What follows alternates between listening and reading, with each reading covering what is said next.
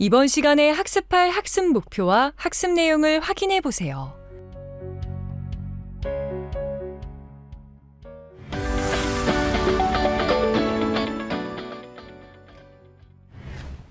축사표준 설계도의 정의를 살펴보겠습니다.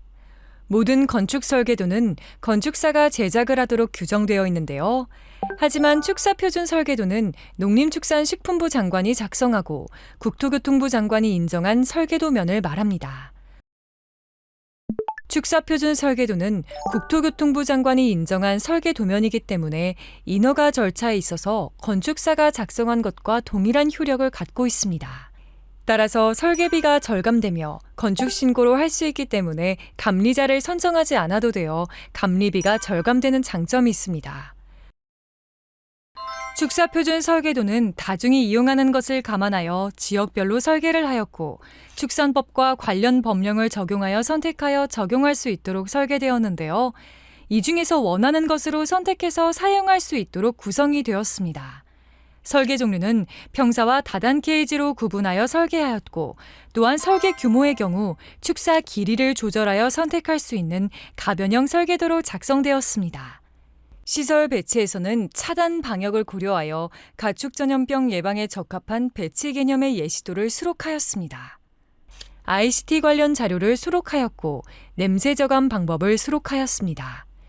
그리고 각 동의 면적은 표준 도면의 상한 면적인 1700제곱미터 미만으로 설계되었습니다. 다음으로 축사표준 설계도를 이용하는 방법을 활용체계도를 통해 살펴보겠습니다. 첫 번째로 토지 이용 계획을 열람하거나 발급받아서 관련 법령을 검토해야 합니다.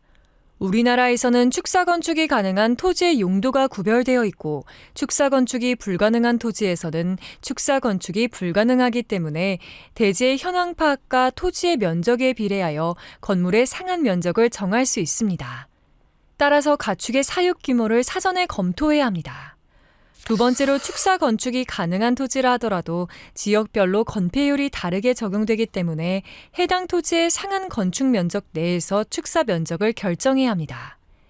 세 번째로 축사에 필요한 면적과 소독, 그리고 방역에 필요한 면적, 가축의 분뇨를 저장하고 처리할 수 있는 면적을 산출하여 필요한 건물의 동수를 검토해야 합니다. 네 번째로 토지의 진입로를 중심으로 가축을 사육할 수 있는 부분과 부속시설을 적절히 배치하고 관련된 평면을 작성하거나 축사표준 설계도에 있는 관련 도면으로 구성해 검토하고 다섯 번째로 해당 토지와 이에 따른 건물 규모를 확정하였지만 공사비를 검토하여 예산 범위 내에 있는지를 확인하고 다음 과정으로 갈 것인지를 결정합니다.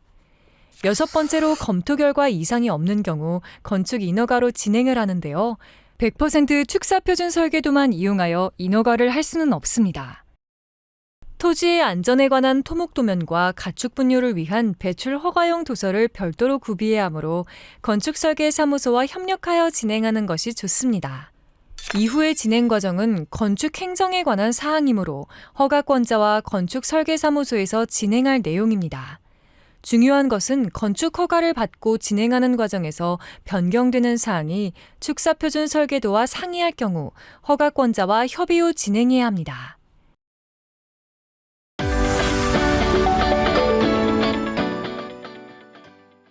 지금부터 육개사 축사표준 설계도의 구성에 대해 살펴보도록 하겠습니다. 화면에 조감도가 제시되어 있는데요. 가축을 사육하기 위해서는 보시는 것처럼 축사 이외의 부속 건물들을 적절히 배치해서 건축법, 가축 전염병 예방법, 가축 분뇨법 등과 연계하여 건축 행정을 해야 합니다. 축사표준 설계도에서는 축사만 설계하였기 때문에 부속 건물 설계는 별도로 해야 합니다. 배치도를 작성할 때 가장 중요한 것은 차단 방역을 위한 배치 방법을 고려하는 것인데요. 농장을 사육공간과 완충공간으로 구분하여 사육공간으로 외부인과 야생동물의 출입을 차단할 수 있도록 배치해야 합니다. 두 번째로 외부 차량은 사육시설로의 접근을 원칙적으로 차단해야 하기 때문에 외부 주차구에게 주차할 수 있도록 유도해야 합니다. 야생동물과 외부인의 접근을 차단할 목적으로 외부 울타리를 설치해야 합니다. 높이는 1.5m 이상 해야 하며 지하 50cm까지 차단할 수 있도록 설치해야 합니다. 내부 울타리의 높이는 1m 이상 또는 사람이 쉽게 넘어다니기 어려운 높이로 해야 하며 사육시설과 1.2m 이상 거리를 두어야 합니다. 사료 보관통은 내부 울타리 외곽에 설치해야 합니다. 또한 가축질병 예방을 위해 방역실, 전실, 물품 반입실, 방조, 방충망, 축산 폐기물 관리시설 등을 갖추고 운영을 해야 하기 때문에 이와 같은 시설은 사육시설과 철저히 격리된 곳에 설치해야 하며 외부 차량과 외부인의 접근 시 철저한 소독과 방역 장비를 갖추고 접근하도록 해야 합니다. 사료 차량도 가축질병 전파의 요인으로 작용하기 때문에 사료 차량의 진입을 철저히 차단해야 합니다.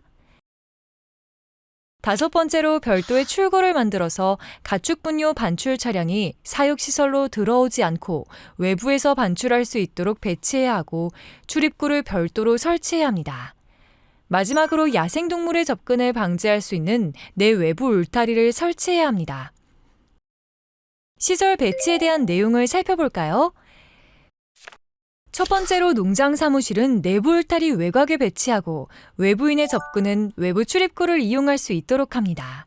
내부 관리 인원은 내부 출입문을 이용할 수 있도록 구성해야 합니다. 두 번째로 소독시설은 사육시설 입구에 설치하여 출입 차량을 통제할 수 있도록 해야 하며 차량이 진입하게 되면 자동으로 소독액이 분무될 수 있는 장치를 설치해야 합니다. 세 번째로 외부인 주차장은 소독시설 밖에 위치하고 외부 담장으로 구획된 곳에 주차를 하도록 유도해야 합니다. 네 번째로 사료의 저장고인 사료비는 사육시설 밖에 배치하고 사료를 외부에서 반입할 수 있는 시설을 설치해야 합니다. 축산단지가 커서 사료의 반입에 문제가 되면 축사 내부를 운행할 수 있는 차량 또는 자동 공급장치를 설치해야 합니다. 5번째로 사료창고, 톱밥창고, 물품창고 등의 창고는 외부 반입과 내부 반출이 가능한 형태로 설계해야 하고 선입선출 방식이 가능한 형태로 설계해야 합니다.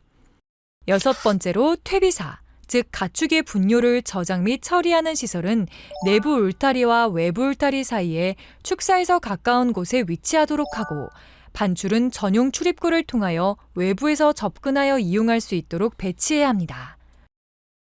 육계사는 무창계사로 설계되었습니다. 무창계사의 장점인 쾌적한 가축의 사육환경 조성이 용이한 사육 형태와 ICT 융복합장치를 접목시킬 수 있는 설계입니다.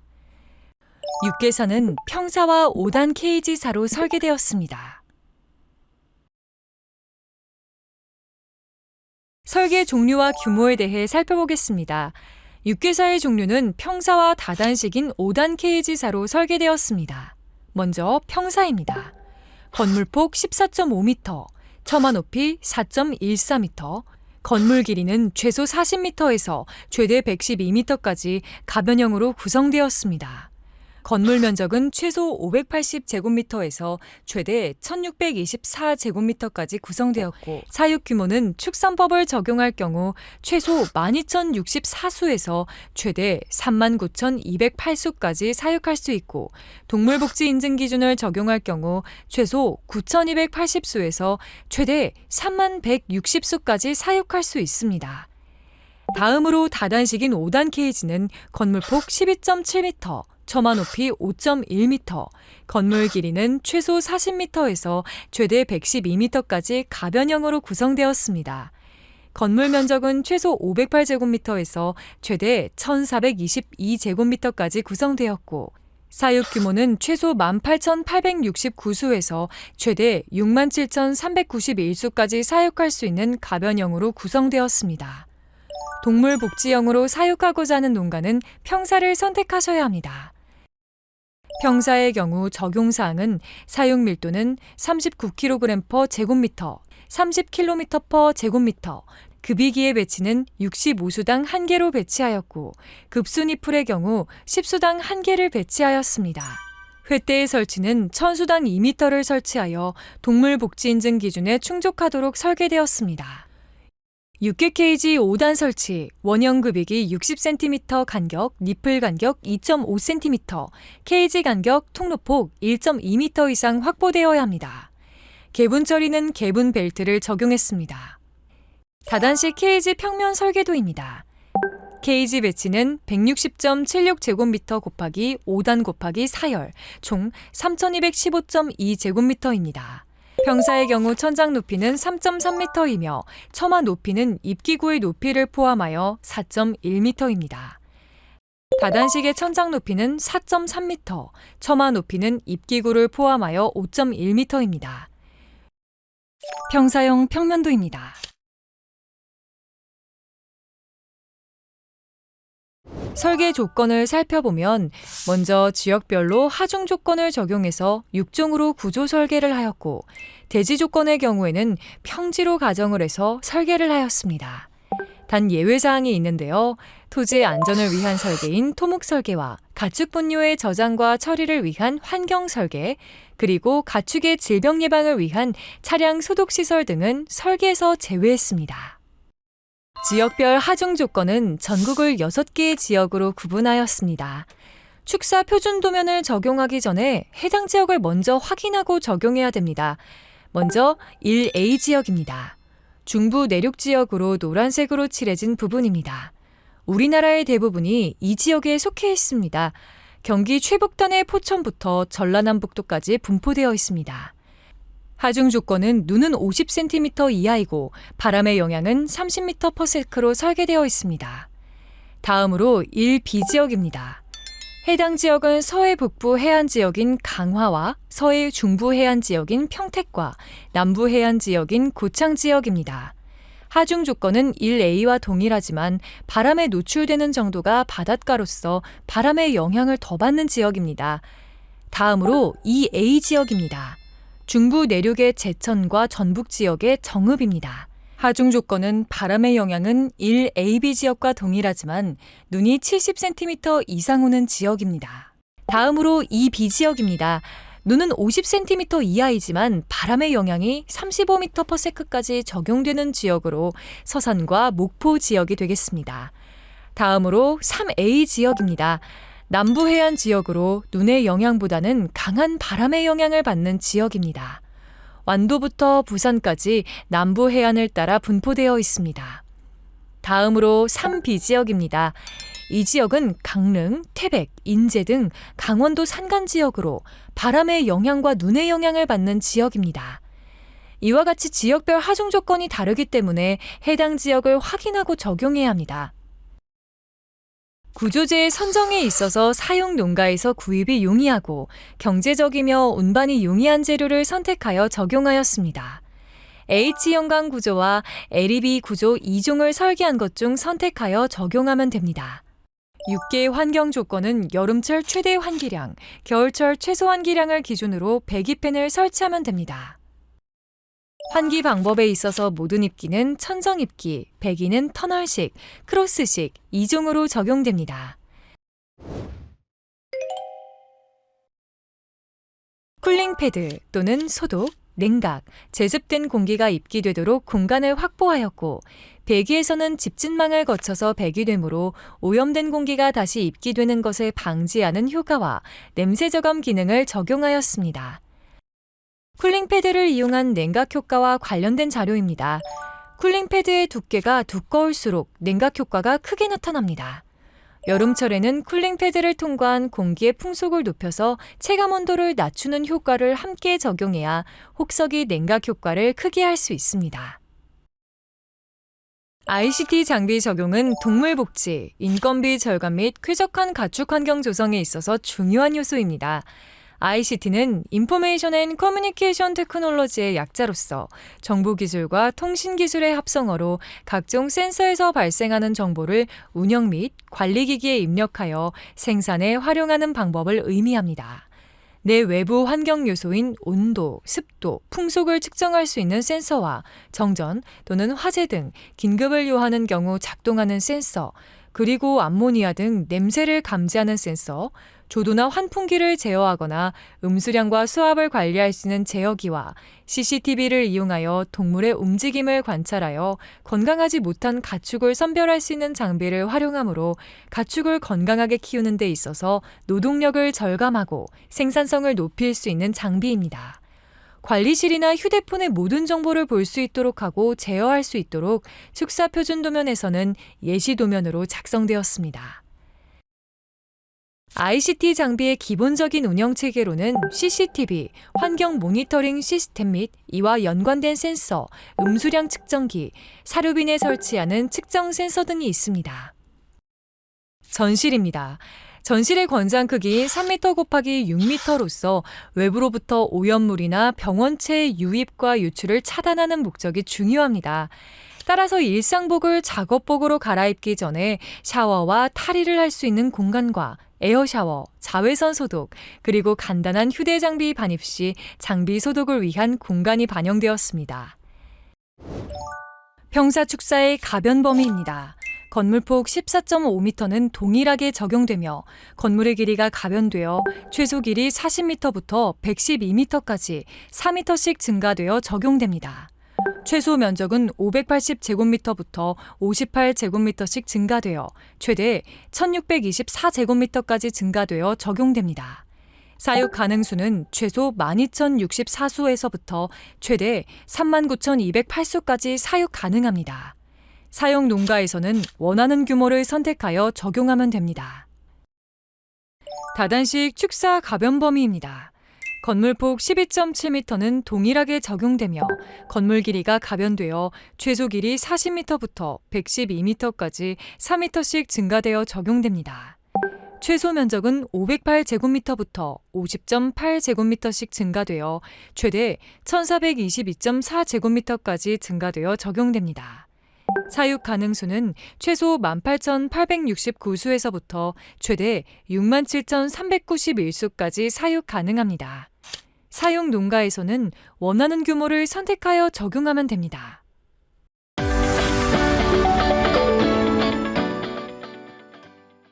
지금부터 농협축산정보센터의 자료실 이용 방법에 대해 살펴보겠습니다.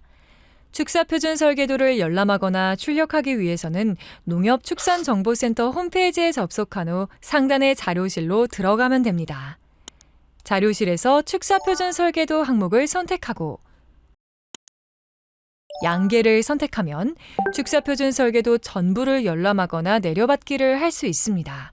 도면은 건축도면과 구조도면, 기계설비도면, 전기, 통신, 소방도면으로 구분하여 전도면이 수록되어 있습니다. 평사축사 평면입니다. 최대 규모로 설계도면이 작성되었습니다. 자세한 내용은 도면 번호를 참고해 확인해 보시기 바랍니다. 평사축사 인면도입니다. 최대 규모로 설계도면이 작성되었습니다. 입기구, 배기구의 위치를 참고하여 설치하기를 바랍니다. 평사축사 단면도입니다. 기초는 동결선 이하로 해야 하며 천장 높이, 건물 높이를 참고해 확인해 보시기 바랍니다. 평사축사 횡단면도입니다. 배기구의 위치와 입기구의 위치가 표기되었습니다. 자세한 내용은 도면 번호를 참고해 확인해 보시기 바랍니다. 평사축사 인면 상세도입니다. 배기구 위치의 상세 도면입니다. 자세한 내용은 도면 번호를 참고해 확인해 보시기 바랍니다. 평사축사 단면 상세도입니다. 배기구의 위치와 입기구의 위치가 표기되었습니다. 자세한 내용은 도면 번호를 참고해 확인해 보시기 바랍니다. ICT 설계도입니다. 해당 장비의 위치가 표기되어 있습니다. 자세한 내용은 도면 번호를 참고해 확인해 보시기 바랍니다. 구조도면입니다. 지역별 하중에 적합한 구조 설계로 되었습니다. 해당 지역에 맞는 구조재를 선택하시기를 바랍니다. 자세한 내용은 도면 번호를 참고해 확인해 보시기 바랍니다. 구조도면입니다. 지역별 하중에 적합한 구조 설계로 되었습니다. 해당 지역에 맞는 구조재를 선택하시기를 바랍니다. 자세한 내용은 도면 번호를 참고해 확인해 보시기 바랍니다. 기초도면입니다. 지내력에 적합하게 설계되었습니다. 지내력을 확인하시고 적용하시기 바랍니다. 해당 지역에 맞는 구조재를 선택하시기를 바랍니다. 자세한 내용은 도면 번호를 참고해 확인해 보시기 바랍니다. 기계설비 도면입니다. 배관 및 급수 관련 도면이 표기되어 있습니다. 자세한 내용은 도면 번호를 참고해 확인해 보시기 바랍니다. 기계설비 도면입니다. 환기 관련 팬의 위치와 규격이 표기되어 있습니다.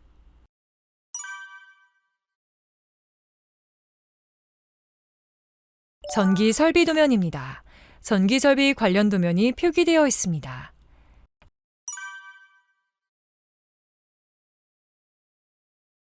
전기 설비 도면입니다. 전열 설비 관련 도면이 표기되어 있습니다.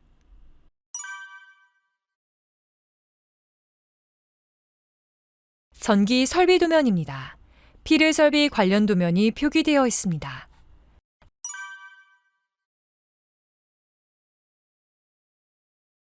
소방 설비 도면입니다. 소방 설비 관련 도면이 표기되어 있습니다.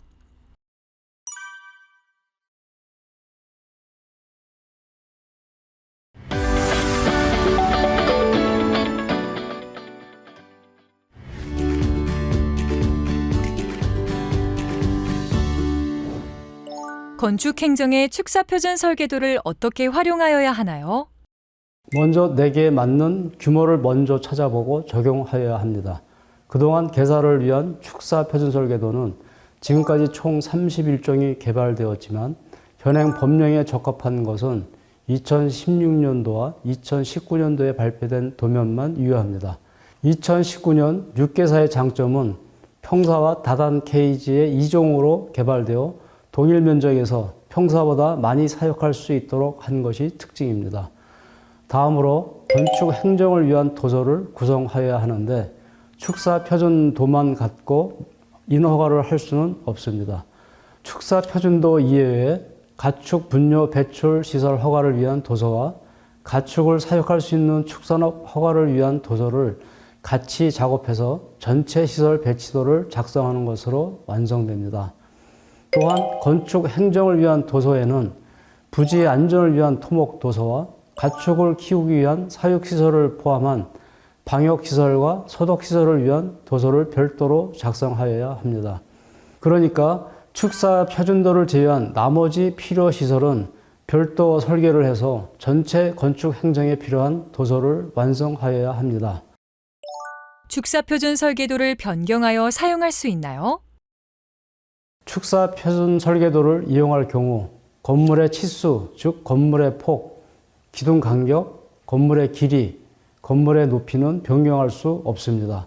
그리고 지역별로 구조재의 크기가 다른데 구조재의 크기도 해당 지역에 맞는 크기를 적용하여야 하므로 변경할 수 없습니다. 다만 내부 칸막이 변경은 가능하고 기계설비도면, 전기도면, 통신도면, 소방도면은 상황에 맞게 조정이 가능하고 사육 방식도 변경은 가능합니다.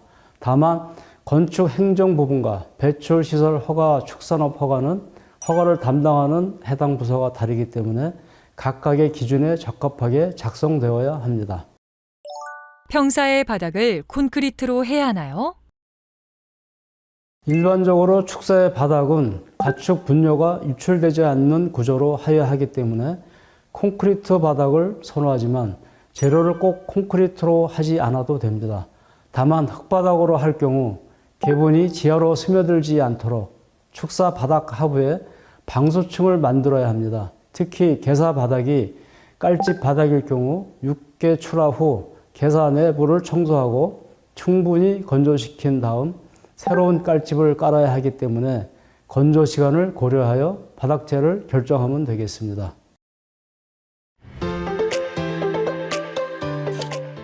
이번 시간에 학습한 내용을 정리해 볼까요?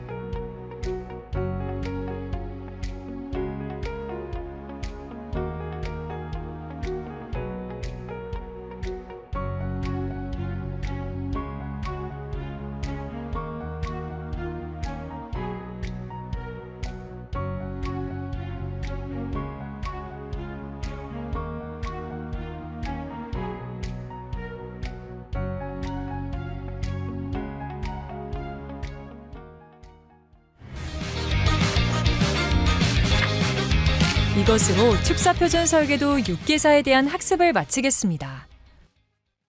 수고하셨습니다.